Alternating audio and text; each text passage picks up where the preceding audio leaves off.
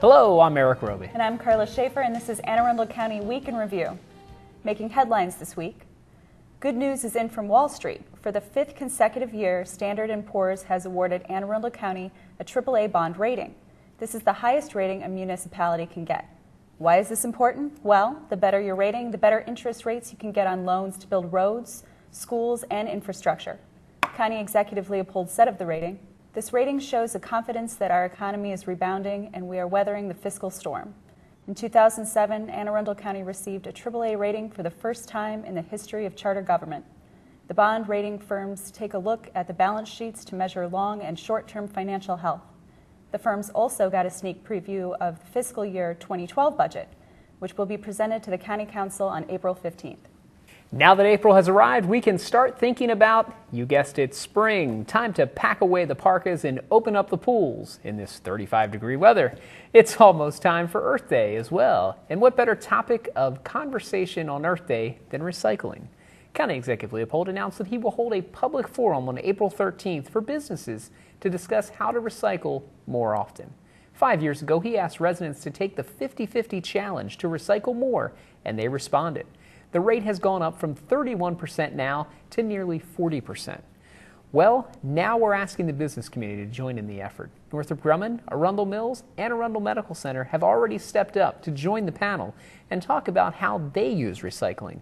County Executive Leopold's recycling experts, representatives from the public school system, and county councilmen will also be on hand. The county executive said of the event, "This is an opportunity for businesses large and small to see what others are doing and how they can improve recycling. Most importantly, our goal is to demonstrate that recycling is good for business and good for your bottom line." If you'd like more information or find out more info about this event, call 410-222-7951. It's free and you don't need to make a reservation, so don't worry. We'll have the entire program available on this channel by the end of April. In this week's Hot Topics, the Anne Arundel County Fire Department responded to 1,234 calls for service. This included more than 967 emergency medical calls and 97 fire calls. This week, members of the Anne Arundel County Fire Department participated in a mock exercise that simulated a worker who had been injured in a confined area. This required the expertise of a particular group of special rescuers. With us now to tell us more about this training exercise is Division Chief Michael Cox of the Anne Arundel County Fire Department. Chief? Thanks, Karla. During the week of March 28, 2011, the Special Operations Section of the Anne Arundel County Fire Department took part in a training exercise at the United States Coast Guard Yard in the Curtis Bay section of Baltimore City.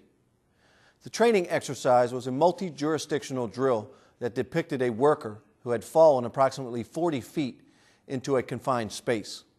The exercise took place on a World War II era ship named the Oak Ridge. In this case, the scenario depicted a worker working on the 600-foot ship who had fallen approximately 40 feet into a confined space and critically injures himself. The first fire department units from the Coast Guard station arrive on the scene, conduct an assessment of the situation, and recognize the inherent danger of the high-risk, low-frequency type event. They also recognize the need for a specialized, confined space and rope rescue team to assist them in this matter.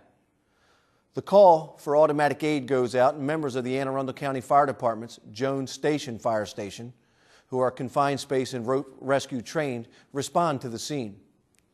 Upon arrival of the rescue team from Anne Arundel County, they board the ship and assist the Coast Guard members with the rescue and extrication of the patient. One of the first actions was to construct a tripod system to raise and lower the rescuers and victim from within the hole.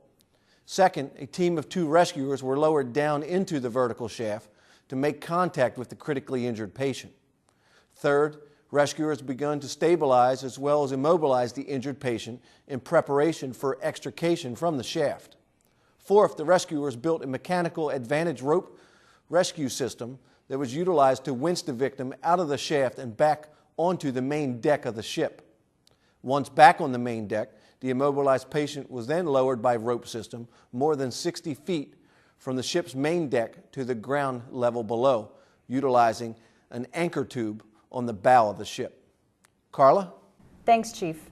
County fire officials advised that each of the 4 shifts of personnel assigned to the Jones Station Fire Station participated in the mock exercises this week. The Anne Arundel County Fire Department officials would like to thank the U.S. Coast Guard Station Curtis Bay and the Curtis Bay Coast Guard Station Fire Department for hosting the exercises and the gracious invitation that was extended to the Anne Arundel County Fire Department Special Ops personnel to participate.